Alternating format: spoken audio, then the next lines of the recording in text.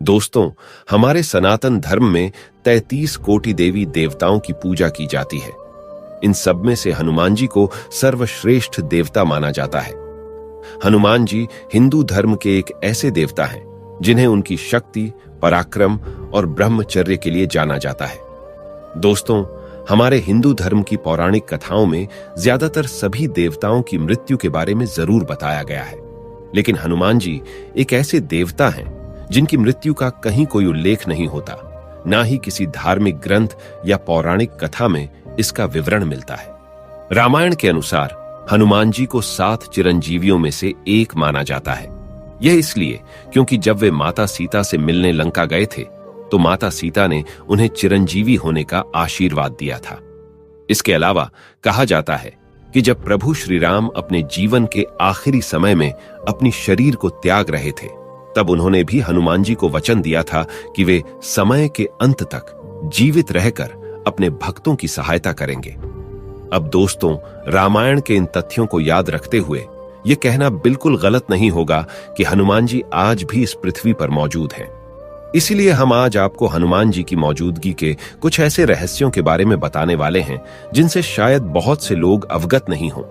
अगर आप भी इन रहस्यों के बारे में विस्तार से जानना चाहते हैं तो कृपया हमारे साथ वीडियो में बने रहें। सबसे पहले हम हनुमान जी के जन्म के बारे में आपको बता दें कि हनुमान जी का जन्म कर्नाटक के कोपल जिले के गुंदी गांव में हुआ था।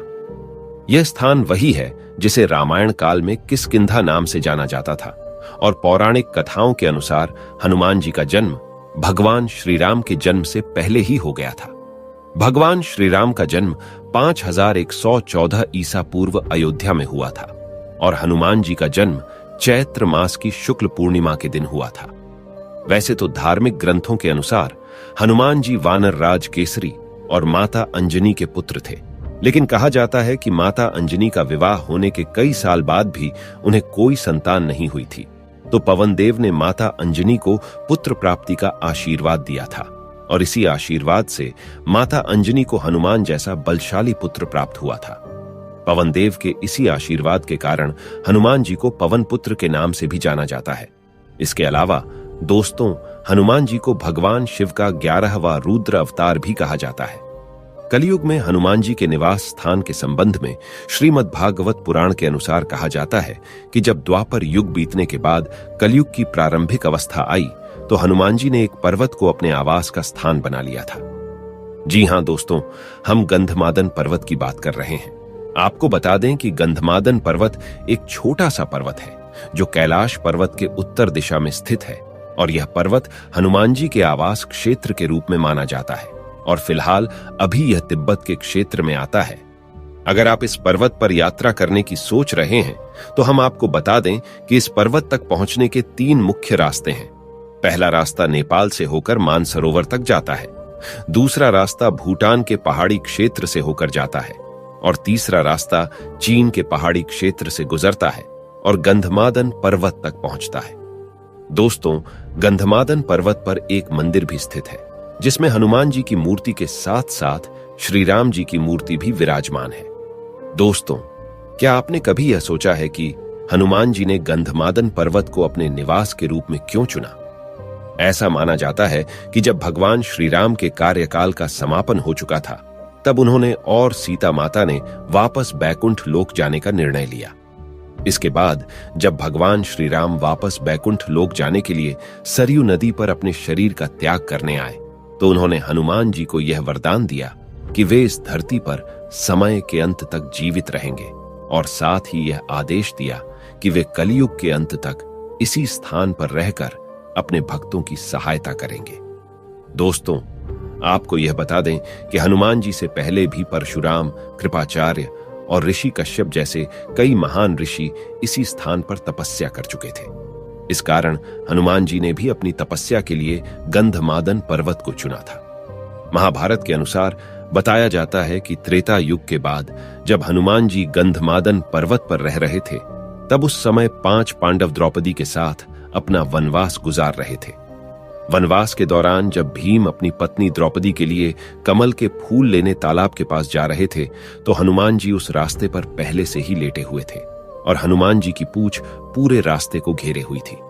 भीम हनुमान जी की पूंछ को लांघकर नहीं जाना चाहते थे। इसीलिए उन्होंने हनुमान जी से कहा कि आप अपनी पूंछ रास्ते से हटा लें। लेकिन जब हनुमान जी ने भीम की बात को अनसुना कर दिया तो भीम ने उन्हें मृत्युदंड देने को कहा। भीम की आवाज सुनकर हनुमान जी उनसे यह कहते हैं कि आप दिखने में इतने शक्तिशाली दिखते हैं, तो आप इस पूंछ को क्यों नहीं हटा देते हैं। हनुमान जी की यह बात सुनकर भीम काफी ज्यादा गुस्से में आ गए और जब वो हनुमान जी की पूंछ उठाने लगे, लेकिन वह उनकी पूंछ को हिला तक नहीं पाए।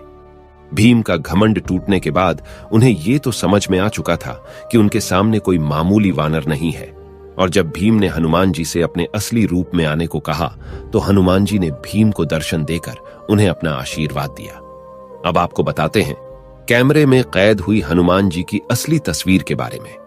दोस्तों, एक बार की बात है जब 3 दोस्त मानसरोवर की यात्रा पर गए हुए थे। इन तीनों में से एक लड़का हनुमान जी का बहुत बड़ा भक्त था और उसका यहां आने का उद्देश्य केवल हनुमान जी के दर्शन करना था। कई दिनों तक घूमने के बाद एक दिन अचानक उस लड़के को एक गुफा दिखी जिसमें से तेज रोशनी आ रही थी। जब वह लड़का कैमरा लेकर गुफा के अंदर गया तो वहां पर एक लंगूर को देखा जो एक किताब पढ़ रहा था।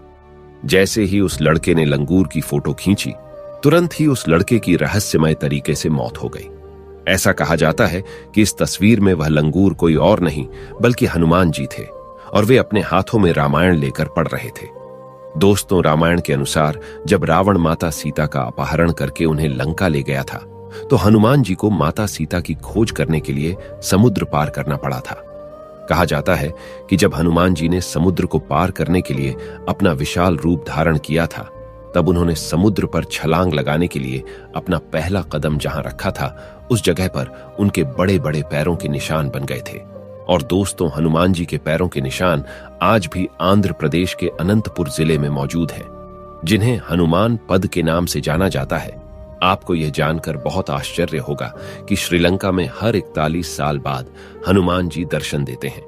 ऐसा बताया जाता है कि श्री राम जी के देह त्यागने के बाद हनुमान जी कुछ समय के लिए श्रीलंका के जंगलों में रहे थे और वहीं मतंग जनजाति के लोगों ने हनुमान जी की सेवा भी की थी, जिसके बाद हनुमान जी ने भी उन लोगों की सेवा से प्रसन्न होकर उन्हें ब्रह्म ज्ञान की जानकारी दी और साथ ही साथ यह आशीर्वाद भी दिया कि वे हर 41 साल के बाद उन्हें और उनकी पीढ़ियों को ब्रह्म ज्ञान देने के लिए आते रहेंगे।